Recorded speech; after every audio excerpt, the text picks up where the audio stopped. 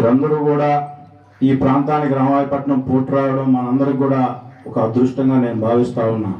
ఈరోజు మనకు నష్టం జరుగుతుందనే భావన మనందరిలో, నేను కూడా ఒక రైతు కుటుంబంలో పుట్టి మీలాగా ఒక రైతు కుటుంబంలో జన్మించి ఈరోజు ఈ పొజిషన్లో రావచ్చు. కానీ నేనైతే రైతుగానే ఈరోజు కూడా నాకు అగ్రికల్చర్ ల్యాండ్స్ ఉన్నాయి.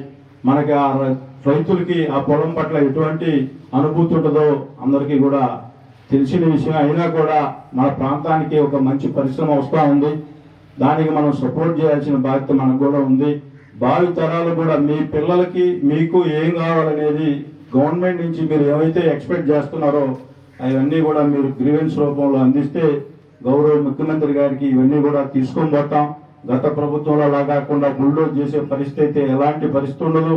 నేను అందుకే ఒక టైం తీసుకొని కొంచెం టైం అయినా పర్లేదు రైతులకు న్యాయం చేయాలని చెప్పి ఆలోచనతో ఈరోజు ఈ కార్యక్రమం చేపట్టాం.